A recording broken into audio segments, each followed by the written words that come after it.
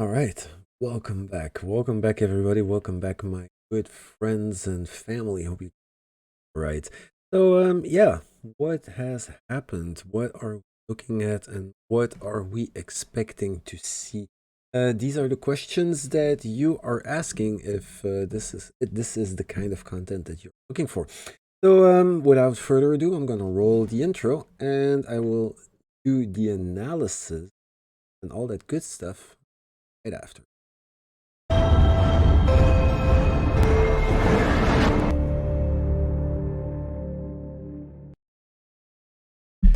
Yeah. Welcome back. Now what has happened? Today we are the 9th of June, and yesterday was the 8th. And we were looking yesterday at this thing somewhere over here, like I said, rejecting this blue box, and especially having the candles open and hold above the blue box were giving me a lot of good feelings about continuation to the upside. And of course, what happened, this confirmation did play out, and we are now hitting the next area of resistance. Now, I care to analyze this a little bit up closer because it is quite remarkable. On the 1 hour chart, we do see that we hit a resistance level, really a plateau, more or less like this. Yeah. But on the RSI, we do have a higher high already being printed. So this looks like a bearish divergence, of course, but don't forget that this entire section is in the past, and that right now we are looking at this because we do have this this bullish divergence that has played out right now. Okay, this is the one playing out. So what are we looking for? Potentially, I would be expecting price for a little bit to plateau, to level off, and then start looking for some support, or at least some touches down. So I would be more inclined to be on the short term a little bit bearish, just because of that, and also because this is a very easy area to risk manage, because what would create the continuation, making a continuation pattern would be very easy, just if price would be breaking about 37,800, or even better, breaking the 39,500, holding above this. Then we do have a very strong signal for the bulls, and then on the way down would be your opportunity to to get into a long position, because this thing cannot keep going down forever. Of course, there are going to be some bounces along the way.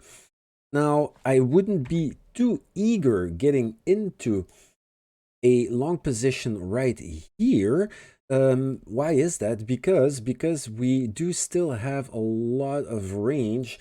Because as price comes down, RSI will come down as well. But keep in mind that the RSI, that the price is going to dip way below the local low over here before the RSI comes down to this level. And I already measured this out. To break this local low on the RSI, price needs to reach 28,000. So yeah, there is quite some range where potential bullish divergences can appear. And of course, this makes total sense, because we do have all this buying happening over here. The price is not going to tumble down to zero. Same thing happens when we are going on the way up, when we see that the ranges for potential bullish or bearish divergences become so wide that they become unimaginable. This is what we've been speaking of, what I've been reminding you guys of on each and every one of these attempts over here, that every time the at the end of the move, the RSI ranges, the reads to make a continuation pattern become so unlogical that, you know, it's you know, the writings are on the wall, right? So, you know, you need to keep these things in check. People who say that indicators don't work, I'm sorry, it's just because they've been using them wrong. That's why they don't work. All right, so what can happen? What can happen? We could also see something happen like this. This could also potentially happen. And what does this look like? Just a very, very slow build up. But yeah, before that, I would expect price to come down and to retest the local lows over here, maybe coming down to the 32,000, 33,000 area, and then start building the case further for the bulls. So yeah, this is easy to analyze, right? The levels are very clear, and I'm not going to go too much in deep on all these things. For your long positions, if you are in a long position, my stop loss would be set somewhere over here at 31,000. Just to be sure, because making a lower low is going to force the price further down until and try to test if the RSI is going to be able to break this. So this level, this range is too wide. You don't want to be holding on to any kind of position there. This is where you'd rather be waiting for another one of these formations to start showing up, and this is when you want to get in, right? Or catch a falling knife, because you might get hurt. Get lucky, but you potentially can get hurt. So on the 3-hour chart, let's have a look on the 3-hour chart. On the 3-hour chart, this thing is looking rather solid. The price action over here, over here is looking very close, just plateaued. Of course, we do have a higher high on the RSI, but this entire thing has not played out just yet. And what would continue, what would create a continuation, what would create pressure to the downside? Well, from here, potentially just breaking through this blue box, especially breaking through the 31,000. This would be your continuation that the tumble down has not finished. Now let's go over the higher time frames, because we always look at the 1 hours and the 3 hours. What do we see on the higher time frames? On the 12-hour chart? On the 12-hour chart, we do have this exhaustion actually of price, where RSI is making higher highs while price is maintaining the lower highs going. So this is not good at all. We do have a following a lower low, while on the price action we do have a confirmed lower low as well. So yeah, chances are that there still is going to be a little bit of pressure down. Problem is, if this happens, that yeah, the tumble down to the 20,000 is actually very imaginable.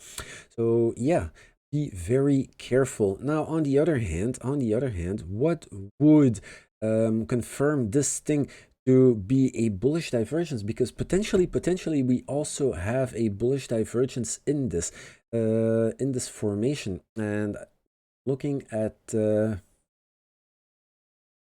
this local low over here, and if we look at the price action, this is lower. So we do have a lower low on the price action and a higher low on the RSI, which potentially also could be a bullish divergence, as I was saying. But nothing is confirmed until it gets confirmed. And right now, the one that has been confirmed is the bearish divergence, because of this lower low over here that also matches up with a lower low on the price action. So let's see what happens. But yeah, for now, it's difficult to be bullish. I know everybody wants to buy the dip, but yeah, you know, you don't just buy the dip. You buy the dip on a confirmed uptrend. You sell the top on a confirmed downtrend, or you short the top on a confirmed downtrend, and you take profit when you can get profit. Yeah. All right, so I'm gonna wrap this up. Let's have a look at the Bitcoin dominance just to see what is happening. And like I was saying yesterday, just some sideways action for now, very indecisive. Potentially, maybe even a little bit of pressure down if the dominance doesn't reach above 44.4, holding above 44.4, and we might see a little bit of air being blown into the dominance. For now, this is sideways at best. Now let's have a look at the dollar, because yesterday I had the impression that the dollar was looking rather good, and yeah, it was more of an impression than anything. So we do have bullish divergence over here, but nothing confirmed. Let's go down to some lower time frames. Maybe have something over here. We have bullish divergence and maybe a little bit of a case being built up, but yeah, I would say sideways for now as well. Very hesitant market. And then, yeah, let me guess. Ooh, E-mini futures, traditional markets seem to have out. So yeah, I think this is going to be the tumble. If the traditional markets start to revert and start to tumble down, we are going to see the dollar pick up some momentum. And then the question is, what is going to happen with cryptocurrencies? That's a good question, right? Well, let's find out together. For now, my gut feeling is more on some continuation for the downside, going through the next levels. Maybe even we will see Bitcoin touching the 23,000. Maybe. But of course, nothing premature. We don't want to make premature predictions. The levels are the ones that we need to keep our eyes on. 31,000 if you're holding.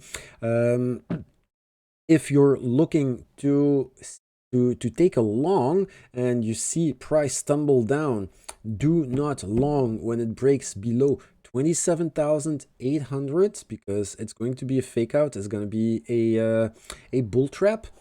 And then on the way up, confirmation that this bottom is in. I would say to be very conservative. 39,500, having any kind of candle above 39,500, and this thing could start pushing back up, and then we are looking at the 55,000s. With stops along the way, of course, stops along the way at, what is it, 44,000 and 48,000, and then finally moving up to the 55 and cool. So let's wrap this up. I hope to see you guys tomorrow. Same charts, same channel. I hope this information is helpful. Not that I want to shout targets, but it's more about going over these steps day after day and trying to get a habit out of it. Every time you open a chart, look at it in the same manner, in this same algorithmic order. Yeah, order. That's the one I was looking for. Cool. So I will see you guys tomorrow. Thank you very much for watching. Have some great trades. Keep your friends and family safe. And of course, yeah. Bye-bye, guys.